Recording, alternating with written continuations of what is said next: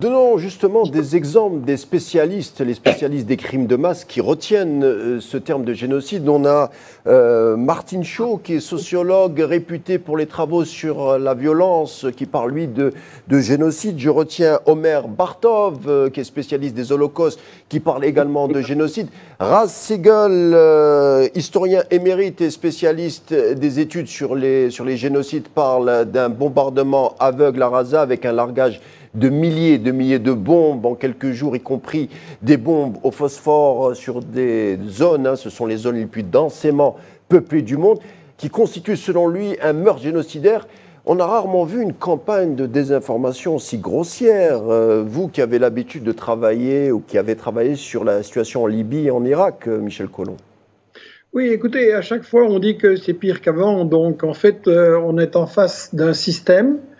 Ce qui est pire, c'est que dans le temps, on n'avait pas d'image ou pas d'image accessible par la majorité du public occidental.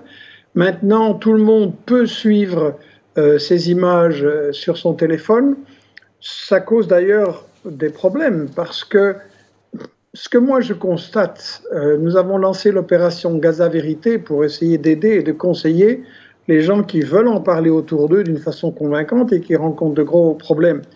Les problèmes qu'on rencontre, c'est que, d'une part, ces images suscitent l'horreur et un sentiment d'angoisse et d'impuissance qui frappent les gens, les jeunes qui regardent les images très tôt, maintenant aussi les enfants.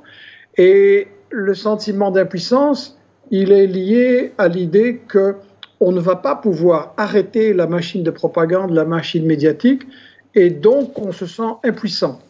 Et là, dans cette opération Gaza Vérité, où on organise des entretiens Zoom régulièrement avec tous les gens qui le veulent, même en groupe pas trop grand, on écoute les expériences négatives, positives, et on essaie de combattre cette impuissance en montrant justement qu'en réalité, l'appareil médiatique est quand même déjà obligé de reculer, parce que la pression des journalistes indépendants, des groupes de recherche comme Investigation et la pression des citoyens qui relayent l'info des journalistes palestiniens tellement courageux, l'info des citoyens, cette pression, elle donne des résultats.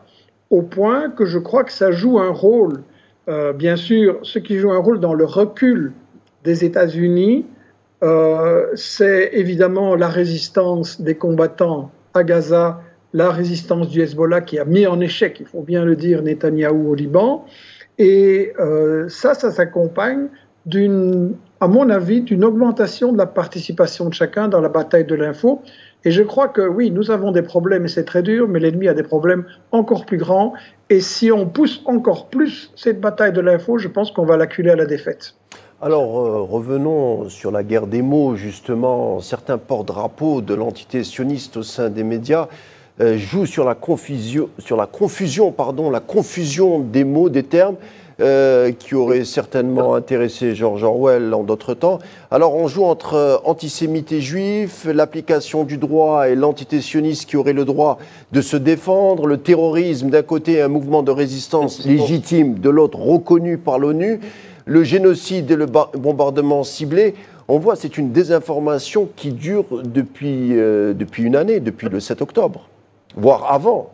Oui, écoutez, sur la question du terrorisme, pour être clair, il n'y a pas de terrorisme quand on se défend contre une occupation militaire illégale, comme la justice internationale le reconnaît maintenant. Il n'y a pas de terrorisme, il y a une défense légitime. Après, vous pouvez discuter si telle ou telle action est justifiée, etc. C'est aux Palestiniens, évidemment, à dire quelle action est justifiée, quelle action est efficace en fonction du rapport de force. Moi, je rappelle qu'Israël ne laisse aucune marge de manœuvre à la résistance palestinienne. Rien n'est accepté et donc c'est le colonisateur, c'est l'agresseur qui définit l'intensité et parfois la cruauté de la bataille, on est bien d'accord. Donc c'est pas une guerre, Michel Collomb, c'est pas une guerre, parce qu'une guerre c'est entre deux armées régulières. Là il s'agit d'un côté d'une... Voilà. C'est une guerre du côté d'Israël, c'est une guerre de génocide et d'extermination qui appelle aussi, je crois, une guerre de résistance populaire. Ce que le Hezbollah fait au Liban, c'est la même chose que ce que les Vietnamiens ont fait dans leur pays ou les Chinois dans le temps. C'est une guerre de résistance et cette guerre-là, elle est légitime, bien entendu. La définition de la condamnation de la guerre de l'ONU, elle vise les guerres d'agression et jamais les guerres de résistance. Les Algériens aussi ont mené une guerre de résistance et de libération. Les Français, à l'époque, contre le nazisme, et on l'a oublié, parce qu'en réalité, les nazis aussi traitaient les résistants français de terroristes. Donc vous voyez, on est toujours le terroriste de quelqu'un d'autre, et la seule question, c'est de déterminer qui a le droit d'occuper et d'agresser un pays. Personne. À partir de là, c'est clair. Ce n'est pas une simple